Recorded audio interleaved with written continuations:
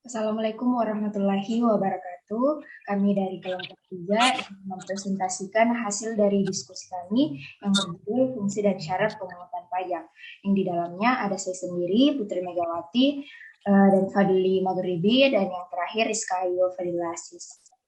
Untuk mempersingkat waktu, saya mempersilahkan kepada pemateri pertama, Fadli Maghribi. Oke, baik. Terima kasih sebelumnya kepada moderator yang telah memberikan saya kesempatan untuk berbicara. Yang pertama, saya akan membahas tentang fungsi pajak.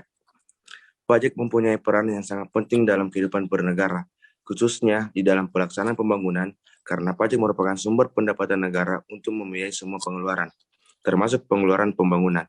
Berdasarkan hal tersebut, maka pajak memiliki fungsi, yaitu pertama, fungsi anggaran.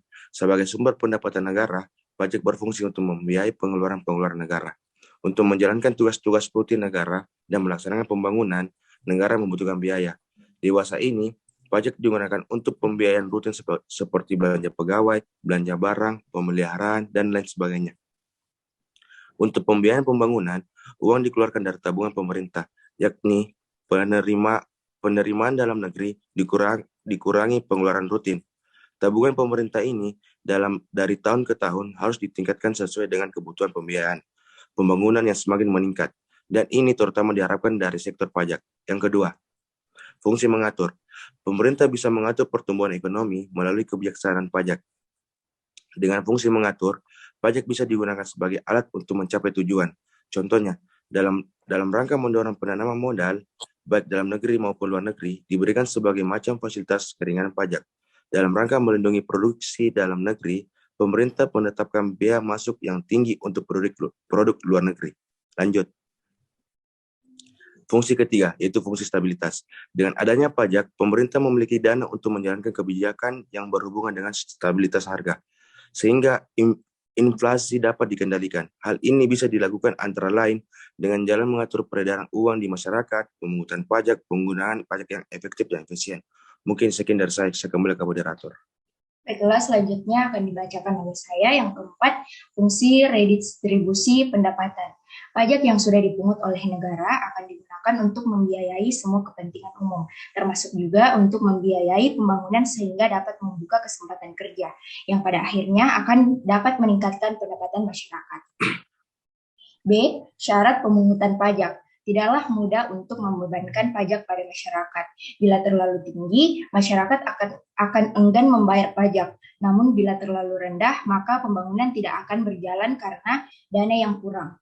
Agar tidak menimbulkan berbagai masalah, maka pemungutan pajak harus memenuhi berbagai persyaratan, yaitu satu, pemungutan pajak harus adil atau syarat keadilan.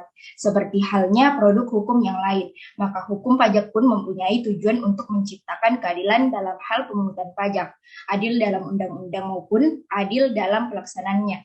Contohnya, yang pertama, dengan mengatur hak dan kewajiban para wajib pajak. Yang kedua, pajak diberlakukan bagi setiap warga negara yang memenuhi syarat sebagai wajib pajak.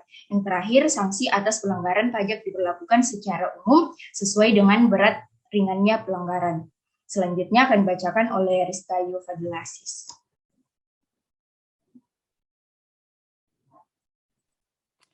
Baik, terima kasih. Yang kedua, pengaturan pajak harus berdasarkan undang-undang, maksudnya syarat yuridis.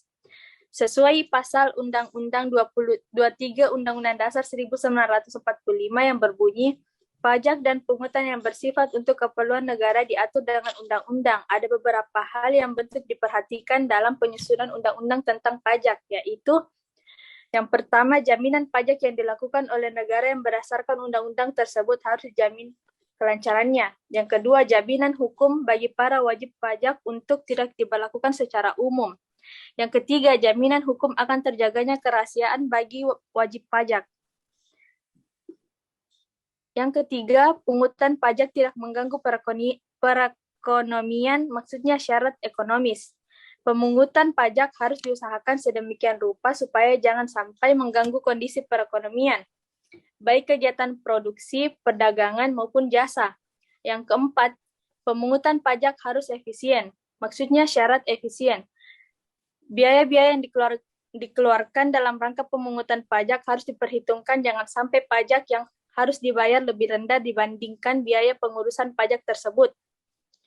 Yang kelima, sistem pemungutan pajak harus sederhana, maksudnya syarat sederhana. Sistem yang sederhana akan memudahkan wajib pajak dalam menghitung beban pajak yang harus dibiayai sehingga akan memberikan dampak yang positif bagi para wajib pajak untuk meningkatkan kesadaran dalam pembayaran pajak. Baik, terima kasih. Saya kembalikan kepada moderator. Itulah tadi hasil dari presentasi kami. Kurang dan lebihnya mohon dimaafkan. Wabillahi taufiq wal hidayah. Assalamualaikum warahmatullahi wabarakatuh. Waalaikumsalam.